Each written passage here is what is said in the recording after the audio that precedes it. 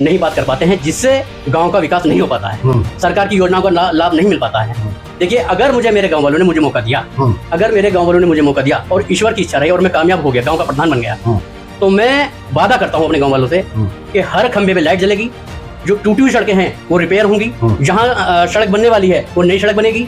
मैं ये काम करके दिखाऊंगा अपने गांव वालों को। तो मैं लाइनमैन को फोन करता हूँ, किसी कारणवश लाइनमैन का फोन नहीं उठ पाता है तो मैं जय को फोन करता हूँ, जैसे मेरी बात होती है। मैं महिलाओं की और बेटियों की शिक्षा को लेकर के आपका क्या विजन है? कोशिश ये करूंगा कि एक बड़ा अच्छा इंटर कॉलेज अपने ग्राम बाल किशनपुर में बनवाऊं, जो गरीब बच्चियां हैं उनके लिए वो फ्री उस स्कूल में पढ़े। तो दरअसल है क्या, ये सिर्फ गाँव में प्रधान ही करना जानते हैं कि साहब हम प्रधान बने, ये लोग किसी अधिकारी से बात करने में सक्षम नहीं है। नमस्कार, आप देख रहे हैं विधान केसरी पॉडकास्ट और मैं हूं आपका होस्ट सनीश ठाकुर। आज हमारे साथ एक ऐसे युवा मौजूद हैं जो अपने गांव की समस्याओं, विकास और बेहतर भविष्य को लेकर काफी सक्रिय रहते हैं। हम बात कर रहे हैं जनपद बिजनौर के बाल किशनपुर गांव के रहने वाले सूरज ठाकुर की। सूरज ठाकुर एक युवा नेता हैं और आगामी ग्राम प्रधान के चुनाव को लेकर के काफी अपनी तैयारियों में जुटे हुए हैं। सूरज ठाकुर जी, विधान केसरी के पॉडकास्ट में आपका स्वागत है। थैंक यू सनी जी, आपके विधान केसरी पॉडकास्ट में आपका स्वागत, मुझे यहाँ बोलने का मौका मिला। जी जी जी। तो सूरज ठाकुर जी, आज हम, चूंकि आप अपने गांव में प्रधानी के चुनाव को लेकर के तैयारियां कर रहे हैं और इसी परिवेश को लेकर के आज हम आपसे सवाल जवाब करेंगे। मेरा पहला सवाल ये है कि अपने परिवार की पृष्ठभूमि के बारे में बताइए और बताइए कि आपके मन में ग्राम प्रधानी का चुनाव लड़ने का विचार कैसे आया? देखिए, मैं कोई राजनीति से पहले मुझे इतना शौक नहीं था जी। मैं विधान केसरी अखबार में मुरादाबाद में पत्रकार हूँ, वहाँ पत्रकारिता कर रहा हूँ जी। एक हमारे जो अखबार के संपादक हैं श्री विनेश ठाकुर जी, वो एक पार्टी भी चलाते हैं, जन सेवा दल, उसके राष्ट्रीय अध्यक्ष भी हैं वो। अब उनको देख देख के मुझे ख्याल आया, मेरा हालांकि मुझे शौक नहीं था, हालांकि वो मुझसे भी कई बार कहते हैं कि वो तुम मेरे साथ आ जाओ, ये बात। मैंने हम तो आपके साथ लगे हुए हैं, हम तो आपके साथ रहेंगे ही रहेंगे और हम उनके बिल्कुल साथ हैं, तन मन धन से जैसे भी हैं। अब उनको देखते देखते मेरे मन में विचार आया, हालांकि हम गांव में चुनाव, भाई गांव छोटा सा प्रधानी का चुनाव होता है और उसमें काफी लोग जो गांव के दबंग टाइप के लोग थे वास्ते वो चुनाव लड़ते आए। अब उनको देख देख के हमारे मन में एक दिन ख्याल आया, मैंने यार क्यों ना हमें भी चुनाव लड़ना चाहिए। अच्छा।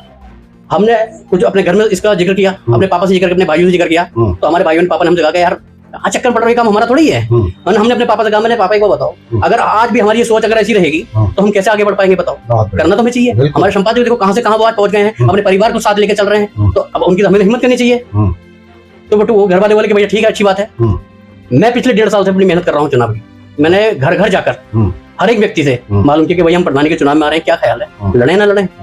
तो मेरे गांव के ने जितने लोगों के पास में गया, सबने मुझसे कहा, अरे बिल्कुल तुम्हें तो आना चाहिए, हम तो चाहते थे कि तुम जैसा है, और हमारी तो बहुत इच्छा थी कि तुम चुनाव लड़ो गांव का, क्योंकि तुम इस गांव का सुधार तुम ही कर सकते हो। अब तक हमने सब प्रधानों को देख लिया है, अब तुम्हारा नंबर है, हम तुम्हें तन मन धन से चुनाव लड़ने के लिए तैयार।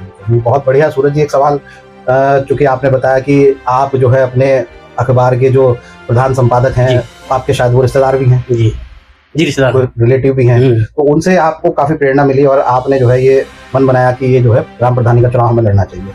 तो आपके अनुसार आपका जो गांव है बाल किशनपुर जी, सबसे बड़ी समस्या उसकी क्या है? देखिए, क्या मानकर चलते हैं आपकी कि आप जब गांव का प्रधान बन जाएंगे तो गांव की कोई ऐसी एक समस्या बताओ जिसको लेकर के आपकी प्राथमिकता रहेगी, प्रायोरिटी पे आप उस पर काम करें? देखिए, गांव में आज तक जितने प्रधान बने हैं सभी तरह के सभी बातें करते हैं कि मैं नाली बनवाऊंगा, सड़क बनवाऊंगा, बिजली करूंगा। मैं देखता हूं कि हमारे गांव में 3-3 दिन तक लाइट भाग जाती है। अच्छा। कोई भी प्रधान आज तक ये जय को या लाइनमैन को फोन करके ये नहीं कह पाता है कि भाई हमारे गांव में लाइट क्यों नहीं आ रही, क्या कारण इसका है। गांव में मेरे बच्चे रहते हैं, उन्होंने मुझे फोन करके मुझसे कहते हैं कि पापा लाइट नहीं आ रही है।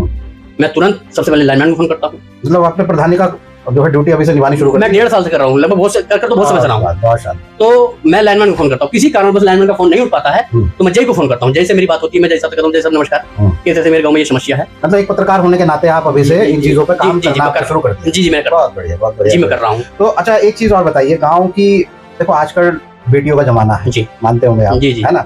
तो गाँव की जो महिलाएं हैं और बेटियां हैं, उनका सपना होता है पढ़ने का, शिक्षा लेने का, लेकिन गांव में बेसिकली देखा जाता है कि स्कूल की समस्या होती है।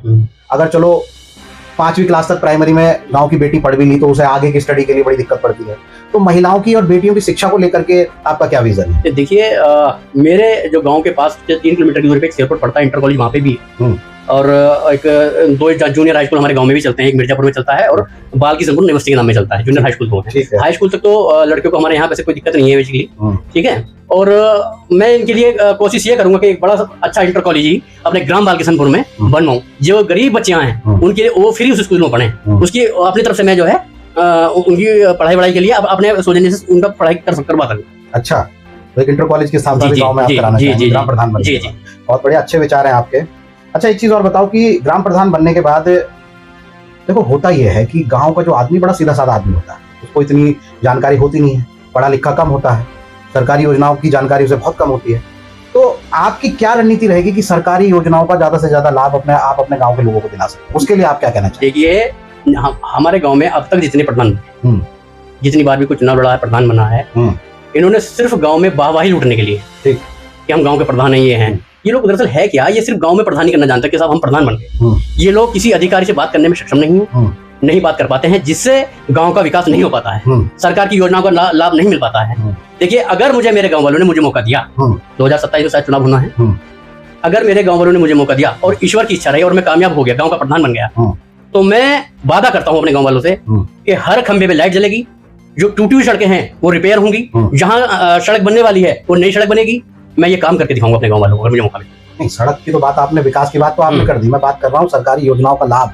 सरकारी योजनाओं का लाभ किस तरीके से दिलाएंगे? सरकारी योजनाओं का लाभ मैं जो दिलवाऊंगा, उसमें जो भी सरकारी योजनाएं गांव के लिए होंगी, चाहे वो लड़की के विवाह के लिए हो, किसी चीज के लिए हो, मैं इनसे जाकर अधिकारियों से मिलूंगा, सीडीओ से कहूंगा, डीएम साहब से अपनी बात रखूंगा। तो इस तरह से अधिकारियों के माध्यम से, शासन प्रशासन के माध्यम से अपने गाँव की ये सभी जो कमियां हैं वो सब दूर करूँ। अच्छा, एक लास्ट क्वेश्चन मेरा है, क्योंकि बहुत सारी चीजों पर आपसे डिस्कशन हो गया है। आखिरी सवाल मेरा आपसे ये है कि अगर चुनाव का परिणाम आपके पक्ष में नहीं आता, सपोज दैट भाई आप प्रयास कर रहे हो, सारी चीजें हैं, लेकिन 1% अगर आपके पक्ष में चुनाव का परिणाम नहीं आता, तो भी क्या गांव की सेवा आप जारी रखोगे? जी बिल्कुल। देखिए, है क्या है, चुनाव का तो ये होता है भाई, हार जीत देखो लगी रहती है। ये तो गांव का एक छोटा सा चुनाव है, मंत्री विधायक हार जाते हैं, सरकारें इधर से उधर हो जाती हैं, ठीक है, ये गांव का छोटा सा चुनाव है। लेकिन मैं तो एक प्रयास कर रहा हूँ, अगर मुझे मौका मिला, मेरे गांव वालों ने मुझे मौका दिया, तो मैं ज्यादा बड़ी बात तो नहीं करता, जो 40 सालों में नहीं हो पाया वो 1 साल में बन करके दिखाऊंगा। बहुत बढ़िया, बहुत बढ़िया। तो ये सूरज ठाकुर जी थे। विधान केसरी पॉडकास्ट में आने और अपने विचार हमारे दर्शकों के साथ साझा करने के लिए आपका बहुत बहुत धन्यवाद सूरज ठाकुर जी। दोस्तों, आपको सूरज ठाकुर के विचार कैसे लगे, अपनी राय हमें जरूर साझा कीजिएगा। ऐसे ही स्थानीय मुद्दों और खासकर ऐसी शख्सियतों से बेबाक बातचीत के लिए जुड़े रहने के लिए विधान केसरी पॉडकास्ट को फॉलो जरूर करिए। मैं हूं सनेश ठाकुर, फिर होगी एक नई शख्सियत के साथ मुलाकात। धन्यवाद।